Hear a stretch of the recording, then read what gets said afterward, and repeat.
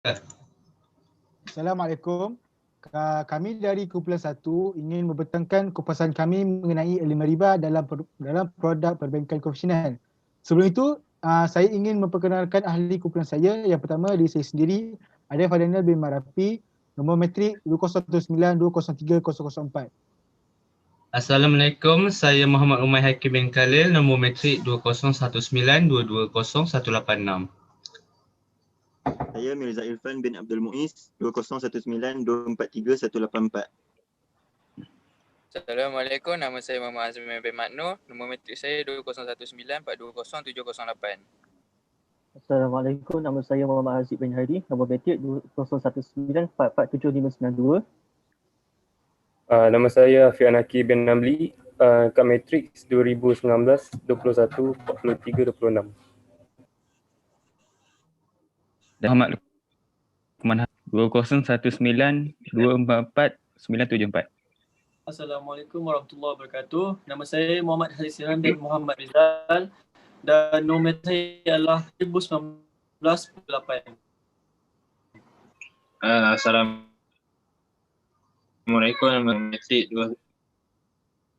2009-426062. Assalamualaikum, nama saya Muhammad bin Nazri. 9257. Okay, hari ini saya nak membentangkan tentang abstrak, iaitu kesimpulan daripada keseluruhan report, keseluruhan jurnal yang telah kami kaji. Okay, oleh itu apa yang saya dapati di dalam jurnal ini ialah faktor masalah riba di institusi perbankan. So, riba ni berfungsi sebagai keuntungan pihak bank. Ini bermaksud bank memberi pinjaman kepada orang, kepada masyarakat dan mengenakan dividen, mengenakan interest kepada masyarakat untuk membayar lebih daripada jumlah pinjaman yang diberikan. So riba ini juga ialah institusi perbankan konvensional, dia terjadi kerana terdapat pelanggaran dalam sistem SARF. So riba ni dia telah melanggar undang-undang dan garis panduan yang telah ditetapkan dalam Islam. Contohnya riba itu telah mengaut lebihan untung, lebihan interest kepada masyarakat apabila memberi pinjaman kepada masyarakat. So seterusnya faktor masalah ialah kekurangan pendidikan dan pencapaian yang rendah dalam kebajikan rakyat juga. So di sini institusi perbankan kekurangan pendidikan dan pencapaian dalam hal-hal yang melibatkan garis panduan agama yang telah menetapkan had dalam menetapkan interest.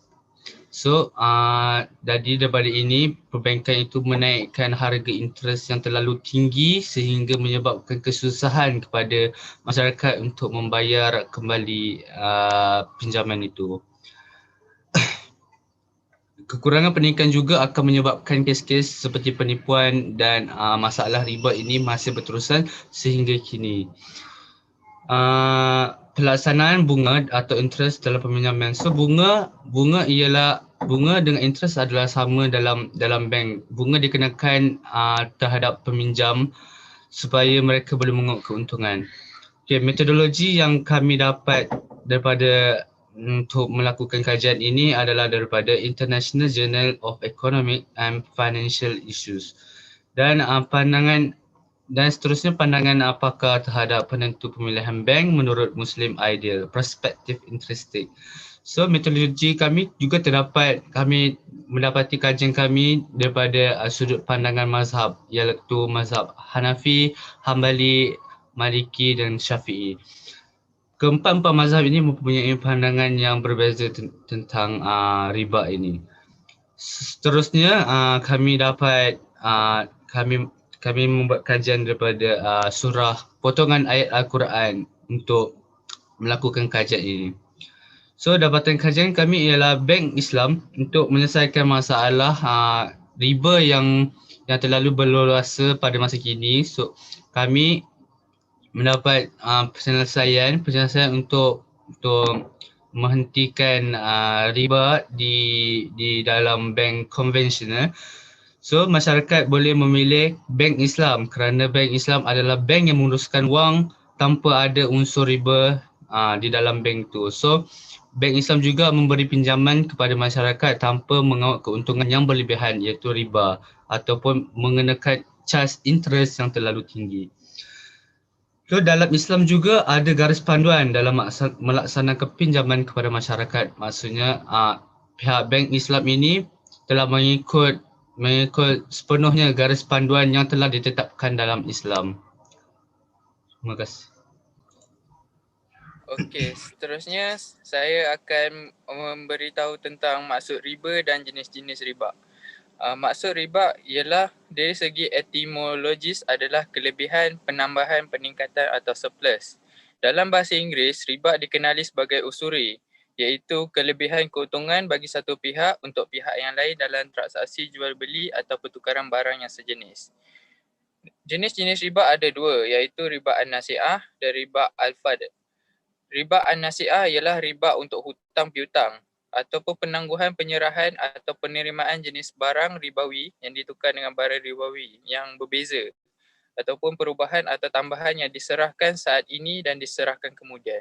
Ianya seperti kita ambil barang itu pada waktu kini dan pada waktu kemudian harganya bertambah 2 kali ganda macam tu. Itu adalah contoh sebagai riba an-nasi'ah. Dan untuk riba al-fadli pula ialah riba jual beli, iaitu pertukaran barang sejenis dengan kadar yang berbeza. Seperti pertukaran gandum 1 kilo dengan gandum 1 kilo dengan harga yang berbeza. Barang yang sama tapi harga yang berbeza. Daripada Ibn Qayyim al-Jauziyah dalam Hendi Suhendi 2002 membahagi riba menjadi dua, iaitu riba jali, iaitu riba jelas, dan riba kafi, iaitu riba samar. Riba jali adalah riba an-nasi'ah, iaitu adalah riba yang penukarannya yang berlipat ganda kerana waktu yang diundur. Manakala riba kafi, iaitu riba al-fadli, adalah riba yang menukar suatu jenis dengan penambahan salah satu daripadanya tanpa tegang waktu. Tanda jenis riba yang seterusnya adalah riba iyad dengan riba al-qard. Riba iyad adalah bayaran yang dibayar lebih kerana ditolak atau tidak diterima dalam akad majlis jual beli. Sebagai contoh, seseorang yang berakad sebanyak RM100 tapi akan tetapi apabila dikeluarkan, akad dibayar sebanyak 105. Seterusnya adalah riba al-qard atau riba qard adalah berhutang dengan syarat keuntungan yang dikawal oleh pemberi hutang sama ada dikenakan atau secara sukarela ataupun peminjam. Sebagai contoh, dalam erti kata lain, riba al-qard melibatkan sebarang pinjaman yang perlu dibayar melebihi pinjaman pokok. Seterusnya, akibat riba yang pertama adalah pemerasan golongan kaya terhadap golongan yang miskin. Kedua, modal wang yang besar tidak disalurkan kepada wang yang sepatutnya. Yang ketiga, boleh menyebabkan perpecahan antara masyarakat. Dan akhir sekali, dia akan berlaku dalam sesuatu bentuk jajahan. Terima kasih.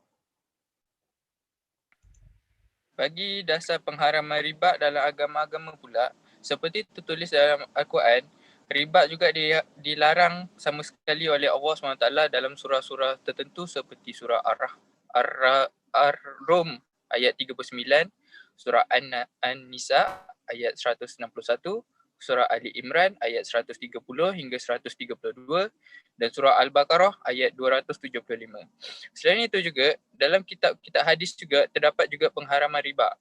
Seperti dari Anas Ibnu Malik radhiyallahu anhu, Nabi Muhammad SAW bersabda, ketika salah satu di antara kalian memberikan pinjaman dan yang meminjam menawarkan makanan, janganlah kamu memakannya, dan jika yang meminjam menawarkan tumpangan pada haiwannya, janganlah kamu menaikinya, kecuali mereka sebelumnya sudah terbiasa dengan saling tukar bantuan. Surah An-Nisa ayat 161. Pengharaman riba juga terdapat dalam kitab-kitab Yahudi seperti larangan dari agama Yahudi dalam kitab Perjanjian Lama iaitu Old Testament. iaitu jika engkau meminjamkan wang pada salah seorang umatku, orang yang miskin di antaramu, maka janganlah engkau berlalu seperti penagih hutang terhadap dia. Janganlah engkau membebankan bunga wang terhadapnya.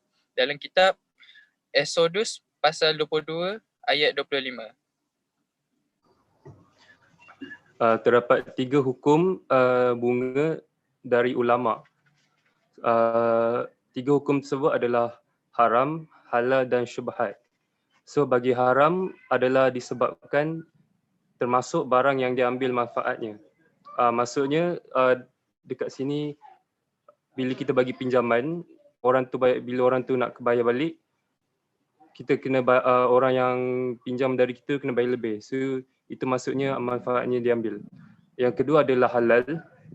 Tiada syarat semasa waktu akad, adat semasa yang berlaku, tiada syarat semasa waktu akad, adat yang berlaku itu tidak termasuk menjadi syarat. Dan yang ketiga adalah syubhat. Sebab ia perkara yang tidak diketahui halal haramnya. Seterusnya, saya ingin kupaskan mengenai adakah bunga sama dengan bank.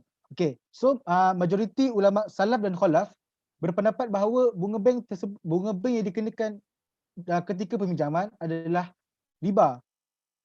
Akan tetapi berlaku khilaf ataupun perselih pendapat antara ulama maupun para cendekiawan Islam ataupun ekonomi Islam lah.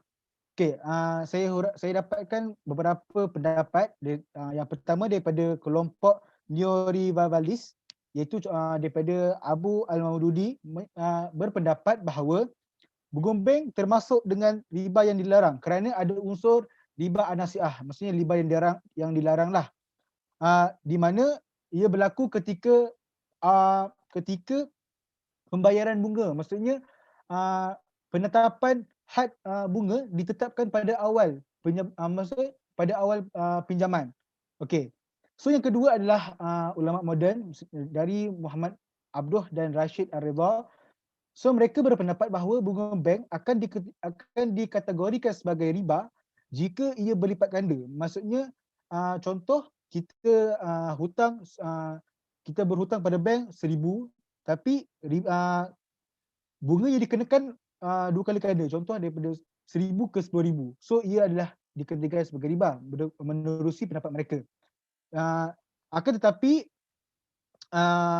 bunga bank yang berlipat kali, bunga bank akan maksudnya bunga bank diperbolehkan dengan alasan yang pertama tidak berunsur penindasan. Yang kedua, simpanan yang berunsur perkongsian. Maksudnya apabila kita berkongsi, kita kenalah bayar sedikit. Maksudnya kita hululah sikit pada orang yang kita berkongsi itu. Maksudnya yang berkongsi itu adalah bank lah. So yang ketiga adalah mendorong kemajuan negara. Okey, seterusnya pendapat yang ketiga adalah Fadlur Rahman dan Muhammad Asad serta Naib Najar adalah ulama daripada karangan daripada tahun 1989, 1984 dan lain-lain. So mereka berpendapat bahawa bunga bank tidak haram jika ia tidak ada unsur eksploitatif dan juga tiada maksudnya dia punya syarat tu tak fleksibel. Okey, so kalau di sebaliknya diperbolehkan. Okey. Seterus juga daripada Abdullah Yusuf Ali dan Muhammad menterjemahkan riba sebagai usyuri. Dan seterusnya daripada Abdullah Jawish dan Hafni Nasif mengistilahkan riba dengan usyuri. Tetapi mereka membezakan usyuri yang itu digres. Menurutnya usyuri adalah tambahan yang lebih berjumlah pinjamannya. Maksudnya contoh macam tadilah 1,000 naik 10,000 macam tu. So sedangkan interest iaitu bunga dia jauh lebih kurang. Maksudnya mungkin 1,100 atau mungkin 1,200.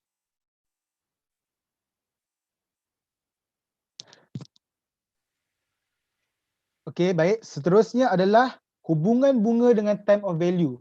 Okey.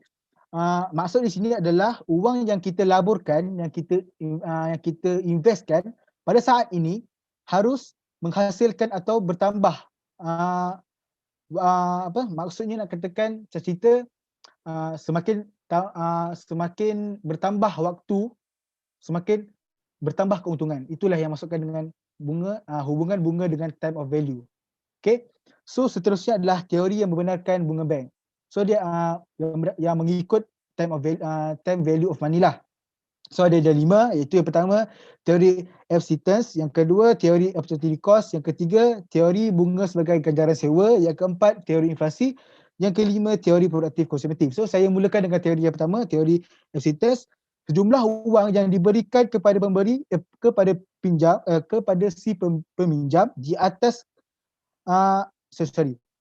teori acceptance maksudnya sejumlah wang yang diberikan kepada si peminjam si pemberi pinjam di atas kesanggupannya dari menggunakan uangnya demi keinginannya. Maksudnya dia, contoh macam kita beri pinjam pada orang, kita sanggup untuk tak gunakan duit kita tu untuk keinginan kita sendirilah. Itu maksudnya.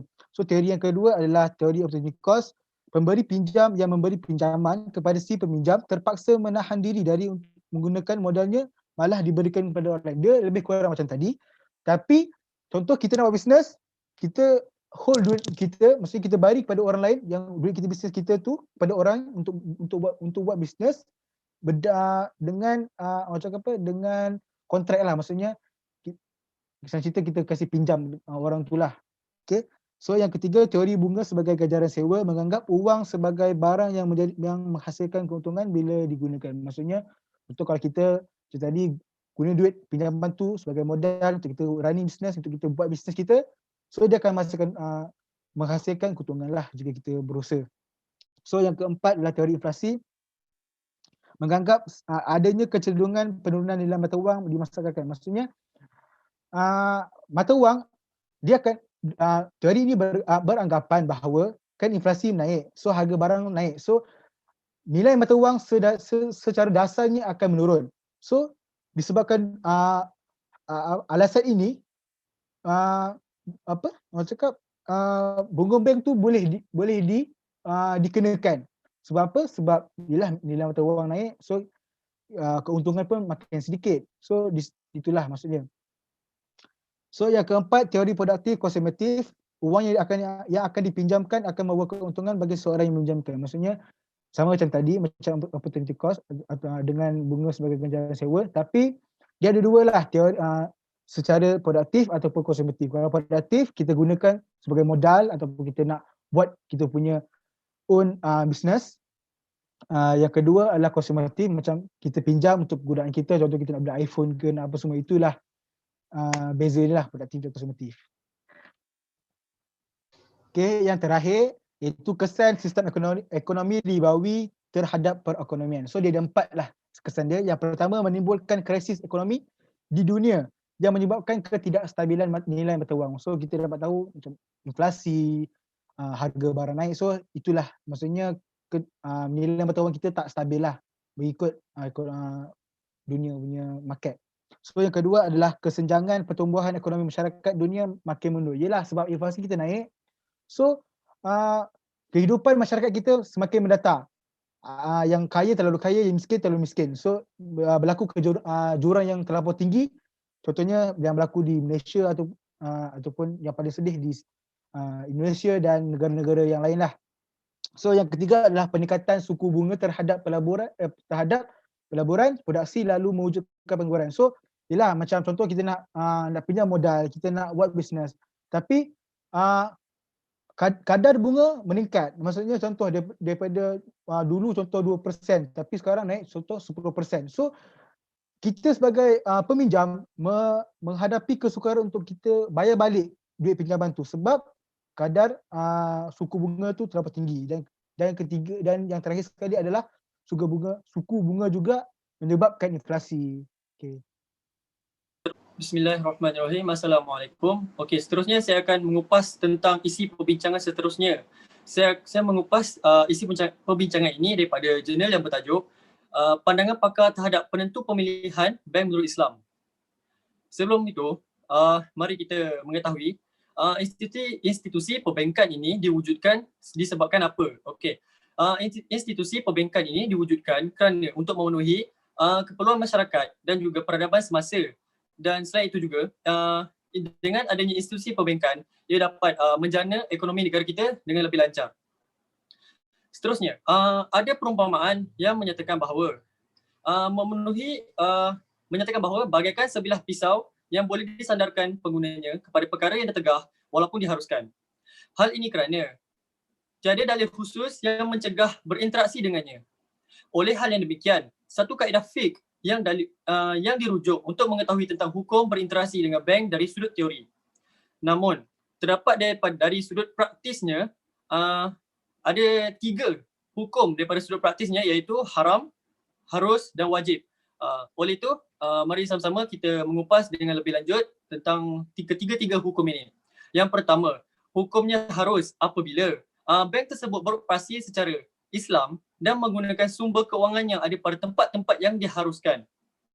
Ini dapat diketahui dengan pengiktirafan Badan Kawalan Syarak yang berwibawa. Begitu juga harus apabila ianya berinteraksi dengan bank yang berasaskan riba pada satu tempat yang tidak wujud sistemnya perbankan Islam. Sedangkan seseorang individu perlu menggunakan khidmat institusi perbankan untuk uruskan gaji dan sebagainya. Ini dapat dilihat seperti mana sebagai contoh. Di kawasan anda tiada satu pun institusi perbankan Islam, namun anda memerlukan untuk menguruskan isu gaji ataupun sebagainya untuk melakukan urusan terhadap bank. Tetapi pada kawasan anda hanya terdapat sebuah institusi perbankan konvensional, namun ianya harus apabila kita menggunakan institusi perbankan konvensional sebagai menguruskan urusan kita. Yang kedua pula, hukumnya haram apabila bank tersebut beroperasi secara riba atau melaburkan sumber kewangan pada tempat yang diharamkan. Sebagai contoh, di sebuah negara Islam, sebagai contoh Arab Saudi. Negara Arab Saudi tidak membenarkan mana-mana institusi perbankan untuk menjalankan urusan dengan secara riba.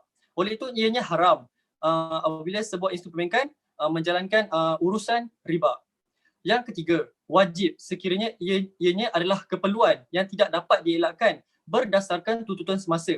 Sebagai contoh, membuka akaun bank untuk urusan gaji dan perniagaan. Hukum ini disabitkan berdasarkan satu kaedah fiqh yang bermaksud sesuatu perkara yang tidak akan sempurna, sesuatu kewajipan kecuali dengannya, maka perkara tersebut menjadi wajib. Okey, saya akan sambung dengan penjelasan sarjana Muslim Contemporary. Terdapat 3 sarjana iaitu yang pertama adalah Fazlur Rahman 1985, Wahbah Al-Zuhaili 1986 dan Yusuf Al-Qadrawi 1998. Sebagai contoh, Yusuf Al-Qadrawi 1998 pernah menyatakan bahawa tidak syak lagi berinteraksi dengan institusi perbankan Islam adalah halal. Bahkan kita dituntut mendukungnya. Kita telah mengipikan kewujudan institusi perbankan Islam sejak dahulu lagi, walaupun ia sering diremeh oleh penentang-penentang terhadap kewujudan mekanisme alternatif yang Islamik. Mereka berkata, jangan impikan sesuatu yang mustahil. Tiada negara tanpa ekonomi, tiada ekonomi tanpa bank, tanpa riba. Namun impian itu telah menjadi realiti yang menenangkan hati setiap Muslim. Oleh itu, saya menegaskan bahawa menyimpan harta di institusi perbankan Muslim yang halal. Ini memandangkan institusi-institusi ini diwajibkan lembaga pemantauan syarak. Seterusnya, saya akan mengupas daripada penetapan Majma' Fatwa Al-Islami yang juga menetapkan bahawa wajib ke atas seluruh Muslim menghindari riba yang ditegaskan oleh Allah SWT, sama ada dalam bentuk memberi, mengambil atau membantu dalam apa bentuk pun supaya ia terselamat daripada azab Allah SWT dan tidak dicanangkan sebagai musuh yang diperangi oleh Allah. Pihak majlis melihat secara positif akan penubuhan institusi perbankan Islam ini. Ia adalah alternatif kepada institusi perbankan berteraskan riba. Institusi perbankan Islam yang dianggap mana-mana institusi yang menetapkan bahawa keseluruhan operasinya akan sentiasa patuh pada garis panduan dan hukum syarak. Pengurusannya pula sentiasa patuh kepada pemantauan lembaga pemantauan syariah. Dan oleh itu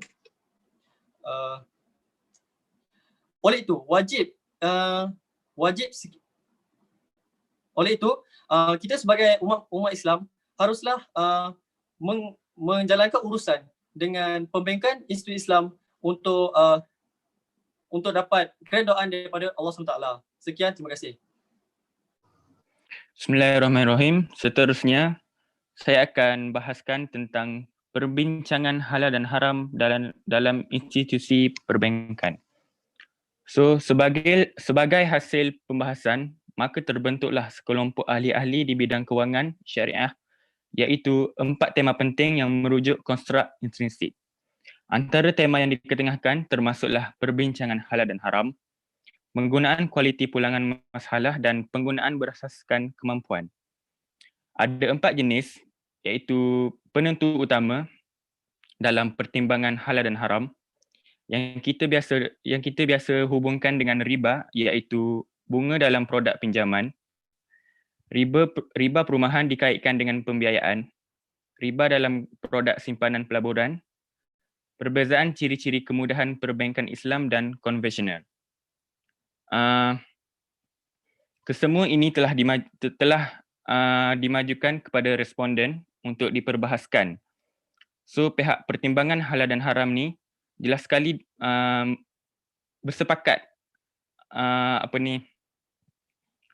kesemua responden ni bersepakat sebagai penentu utama sesuatu penggunaan bagi setiap pengguna Muslim. Ia dapat dirumuskan kepada 4 perkara berikut. Pertama, apa jua urusan duniawi sepatutnya didorong oleh akidah Islam yang menjadi dasar dan tunjang kepada setiap gerak-geri dan aspek kehidupan manusia. Dengan kata lain, akidahlah yang mengawal setiap tingkah laku dan gelagat manusia dengan merasakan dirinya sentiasa diawasi oleh Allah Subhanahu Wa Taala. Sebagaimana kupasan Imam Al-Ghazali, menurut beliau yang memetik kata-kata Sahal Al-Tasturi, ada 4 syarat yang menjadi penentu untuk mencapai keimanan yang hakiki, iaitu menunaikan segala fardunya dengan diiringi segala yang sunat. Yang kedua, memakan yang halal dengan penuh kewarakan. Yang tiga, menjauhi segala larangan Allah dan bersabar dalam keadaan serupa itu sehingga ke akhir hayat. So, keempat-empat syarat ini tidak akan mampu dilaksanakan sekiranya tidak memiliki sistem kawalan dalaman yang kuat, kata Nick Abdul Aziz pada tahun 2008. Selain itu, prinsip halal dan haram itu sangat menitik beratkan pelaksanaan muamalat Islam bagi setiap individu Muslim. Biarpun terdapat perbezaan pengertian tentang hal dan haram dalam kalangan ulama', ia tidak menafikan prinsip untuk umum bahawa segala sesuatu yang ada di muka bumi ini adalah harus hukumnya berdasarkan nas Al-Quran yang bermaksud, dialah yang telah menciptakan untuk kamu segala sesuatu di bumi. Surah Al-Baqarah. Seterusnya, untuk perbezaan penghasilan produk antara perbankan Islam dan konvensional, terdapat perbezaan penghasilan produk antara perbankan Islam dan perbankan konvensional yang kebiasaannya terbahagi kepada tiga bahagian, iaitu deposit, pembiayaan dan pelaburan. Untuk alasan ini, kita sebagai umat Islam lebih terbuka terhadap isu riba yang disuarakan. Apa yang dapat diperhatikan dalam perbankan konvensional ialah kebiasaannya produk dalam deposit penerimaan pulangan modal yang dijanjikan dan dijamin. Proses deposit ini terjadi di dalam akaun simpanan atau semasa. Selain daripada deposit, bank konvensional ini memberi pulangan sebagai riba dari segi pembiayaan. Akhirnya, pelaburan dibebankan oleh bank adalah keuntungan yang telah ditetapkan pada kesepakatan awal.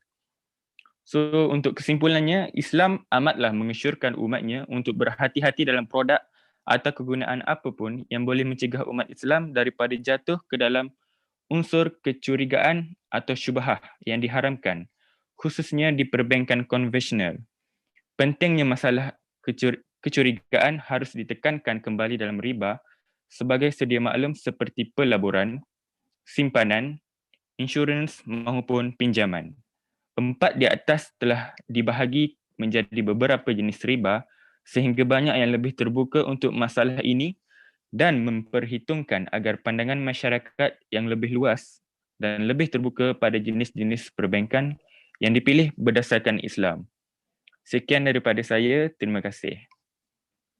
Seterusnya saya akan menerangkan tentang salah satu elemen riba dalam institusi perbankan konvensional, iaitu pelanggaran dalam sistem saf. Okey, pertamanya sistem saf ini boleh kita masukkan dengan cara pertukaran aset ribawi, iaitu terdapat 6 aset ribawi menurut perspektif muamalat. 6 aset ribawi itu ialah emas, perak, gandum, barley, garam dan juga kurma. Tetapi 6 kategori barang yang disebut dalam hadis Ubadah Ibnu Al-Samit ini merupakan barang-barang yang masyhur dan banyak digunakan dalam urusan seharian masyarakat Arab ketika itu. Jadi, apa yang disebut dalam hadis berkenaan hanyalah atas dasar contoh dan tidak bertujuan mengehadkan 6 kategori itu sahaja sebagai barang ribawi. Okey, sistem saf juga bermaksud jual beli mata wang dengan wang sejenis atau tidak sejenis, seperti emas dengan emas, perak dengan perak ataupun emas dengan perak. Oleh itu, terdapat 2 prinsip utama saf yang amat penting bagi sesebuah bank untuk mengikutinya. Prinsip tersebut ialah prinsip pembayaran tunai harta ribawi dan juga prinsip pertukaran antara harta yang sama kuantiti dan kualitinya. Okey, sebagai contoh, seseorang Muslim berhutang dengan mana-mana bank konvensional, contohnya dia meminjam sebanyak RM10,000, jumlah yang perlu dibayar oleh peminjam bank kepada bank mungkin boleh jadi RM12,000 ataupun RM14,000. Jadi perkara ini jelas telah melanggar prinsip pertukaran antara harta yang sama kuantiti dan kualitinya, yang telah menambah jumlah yang perlu dibayar oleh peminjam bank kepada bank. Okey, sejak dari zaman jahiliah lagi telah berlakunya kes di mana pemberi pinjam boleh menangguhkan pembayaran kepada peminjam jika peminjam bersetuju dengan syarat yang diberi, iaitu perlu membayar jumlah pinjaman lebih dari jumlah asal. Urusan ini ialah salah satu bentuk pelanggaran terhadap saf menurut pandangan ahli fiqh. Wujudnya pandangan ini kerana wang kertas merupakan satu bentuk aset ribawi dan juga wang kertas ini juga digunakan sebagai asas untuk harga pertukaran. Okey, terdapat hadis yang menerangkan tentang sistem saf ini, iaitu dari Abu Hurairah radhiyallahu anhu berkata Rasulullah SAW, emas itu boleh dijual dengan emas ditimbang sama dengan sama, dan perak itu boleh dijual dengan perak ditimbang sama dengan sama. Maka barang siapa menambahi dia atau minta ditangguhi, maka tambahan itu adalah riba. Hadis riwayat Muslim. Jadi daripada hadis ini dapat kita simpulkan bahawa segala penambahan atau ketidakseimbangan dalam urusan pertukaran saf adalah riba. Sekian, terima kasih. Assalamualaikum, saya akan menerangkan tentang perbelanjaan kerajaan Indonesia daripada tahun 2005 hingga 2013 daripada perspektif ekonomi perbankan Islam. Kajian yang telah dilakukan ke atas data perbelanjaan kerajaan di Indonesia berdasarkan jenis dan fungsinya mengikut perspektif ekonomi dan perbankan Islam yang dikumpulkan daripada nota kewangan kerajaan dan belanjawan negara dari tahun 2005 hingga 2013. Keputusan mencadangkan bahawa perbelanjaan kerajaan di Indonesia secara amnya telah selaras dengan perbelanjaan yang dicadangkan oleh perspektif ekonomi Islam. Perbelanjaan kerajaan di Indonesia bertujuan untuk memenuhi fungsi yang dicadangkan oleh ajaran Islam yang disebut di dalam Al-Quran dan Al-Hadis. Seterusnya, kerajaan Indonesia perlu menumpukan lebih banyak perhatian terutamanya dalam perbelanjaan kerajaan yang dijalankan dalam ekonomi perbankan tanpa faedah atau riba. Indonesia dipilih sebagai subjek kajian kerana Indonesia adalah negara dengan penduduk Islam yang terbesar, iaitu berjumlah sebanyak 229.6 juta penduduk yang beragama Islam, dengan mengharapkan nilai dan pengajaran Islam yang boleh diamalkan dalam masyarakat. Kajian ini akan memberikan manfaat bukan sahaja untuk kerajaan Indonesia, akan tetapi negara lain, terutamanya negara yang bukan Islam, yang tidak mengetahui akan kewujudan sistem perbankan Islam serta apakah impak terhadap perbankan negara masing-masing. Sektor perbankan di negara Greece adalah antara yang paling banyak dibincangkan. Baru-baru ini debat tentang kegagalan kerajaan dalam menangani hutang, defisit perdagangan, perkhidmatan awam, cukai, piawaian langsung dan lain-lain seterusnya memberi impak kepada ekonomi perbankan negara tersebut. Memandangkan isu ini muncul selepas tahun 2008, krisis kewangan di negara Greece tidak lagi menjadi kepercayaan pelabur. Lebih lagi dalam sistem perbankan.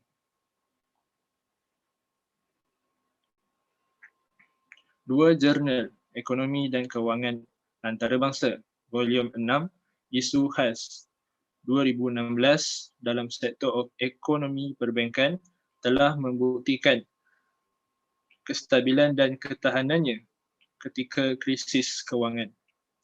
Perkara itu dalam aktiviti ekonomi perbankan, kerajaan patut diamalkan.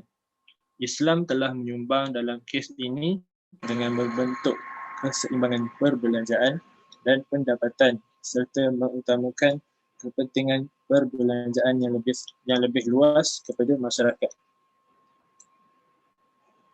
Seterusnya, penyelidik mengumpulkan data perbelanjaan kerajaan dan kemudian menganalisisnya berdasarkan kerangka teori ekonomi Islam untuk menentukan sama ada isu semasa pada zaman kini sesuai ataupun tidak dengan ajaran Islam. Ahli ekonomi dan perbankan Islam juga harus memberi perhatian yang lebih tentang cara untuk membuat ajaran Islam sentiasa dalam rujukan yang baik untuk setiap peringkat pekerjaan, terutamanya sistem perbankan. Kerja yang lebih berasas yang diamalkan di negara lain seperti yang dilihat dari perspektif Islam juga dapat dijalankan untuk meningkatkan dasar akademik dan praktikal untuk memupuk ekonomi dan perbankan Islam ke arah yang lebih maju dan positif. Seterusnya, kerangka teori. Fungsi perbelanjaan kerajaan terbahagi kepada 3. Fungsi yang berkait dengan syariah, fungsi yang diperoleh melalui ijtihad dan fungsi yang diperoleh melalui musyawarah atau perbincangan. Fungsi yang pertama adalah diperoleh dan berpandukan dari Al-Quran dan As-Sunnah. Ia juga diiktiraf oleh para cendekiawan Islam. Jika fungsi ini tidak dititik beratkan, maka perbelanjaan kerajaan akan menjadi tidak lengkap dan tidak memenuhi syarat dan boleh menyebabkan salah laku. Contohnya seperti tajuk yang kita bincangkan sekarang iaitu riba. Fungsi yang kedua juga berpandukan ajaran Islam yang terdapat dalam Al-Quran dan Sunnah dan ia ditafsir dengan cara qiyas. Ini adalah amat penting, namun ramai orang yang masih belum tahu akan kepentingannya. Sesetengah perbelanjaan yang dibuat oleh kerajaan dapat memberikan kemudahan kepada rakyat dan dapat meningkatkan perkembangan ekonomi. Apabila ekonomi dan perbankan negara berkembang, maka kegiatan riba juga akan berkurang secara tidak langsung. Fungsi ketiga ini bertindak sebagai kesan-kesan yang mungkin dihadapi jika membuat sesuatu pemilihan. Ia juga dapat menyelesaikan masalah hutang, cukai, taraf hidup dan isu kemudahan awam. Seterusnya, keputusan kajian. Perbelanjaan kerajaan di Indonesia menerusi bank boleh dibahagikan kepada 8 jenis. Yang pertama, perbelanjaan peribadi. Yang kedua, perbelanjaan perkhidmatan dan kemudahan. Perbelanjaan kapital, pembayaran faedah, subsidi, tanggungan bencana alam, perbelanjaan awam dan perbelanjaan lain-lain. Kajian menunjukkan sebahagian besar perbelanjaan yang dibuat oleh kerajaan Indonesia adalah lebih tertumpu kepada subsidi, perbelanjaan peribadi, perkhidmatan dan kemudahan dan pembayaran faedah. Ia juga tertumpu kepada tanggungan bencana alam. Hal ini menunjukkan kerajaan Indonesia telah melakukan perbelanjaan mengikut garis-garis panduan Islam. Perbelanjaan peribadi, perkhidmatan dan kemudahan dan perbelanjaan kapital adalah selari dengan perbelanjaan kerajaan yang berkait dengan syariah. Dengan menyediakan kemudahan awam, kerajaan juga telah mengikut fungsi yang diperoleh melalui ijtihad. Pemberian subsidi boleh dikategorikan dalam fungsi yang berkait dengan syariah juga. Perhutangan patut dinilai sebagai pilihan terakhir dalam urusan kewangan. Hal ini kerana unsur hutang juga akan membawa kepada unsur riba. Maka jika hutang adalah kurang, maka riba juga akan turut berkurang dan juga unsur-unsur yang seumpama dengannya. Apabila kerajaan mengambil keputusan untuk berhutang, maka pihak kerajaan wajib untuk memastikan dahulu jumlah hutang yang diambil itu dapat dibayar pada masa akan datang. Namun, walaupun kajian menunjukkan kerajaan Indonesia banyak menumpukan perbelanjaan berpandukan garis-garis panduan Islam, negara tersebut masih lagi mengalami korupsi. Kekurangan pendidikan dan pencapaian yang rendah dalam kebajikan rakyat menyebabkan kes-kes seperti riba masih berterusan. Oleh itu, para pengkaji ekonomi harus memberi perhatian terhadap bagaimana untuk menggalakkan para pemuda untuk mendalami bidang ekonomi berasaskan panduan-panduan Islam. Itu sahaja daripada saya. Terima kasih. Okey, dengan tamatnya Mirza setelah perbincangannya itu, maka tamatlah perbincangan kami, presentation daripada kumpulan kami, iaitu daripada kumpulan 1. Dan dari itu terbuktilah bahawa riba itu adalah memberi masalah kepada masyarakat dan salah di sisi undang-undang. Terima kasih. Hidup tanpa Allah ibarat sebuah pensel tumpul. Ia tidak memiliki titik. Sekian. Wabillahi taufiq wal hidayah. Assalamualaikum warahmatullahi wabarakatuh.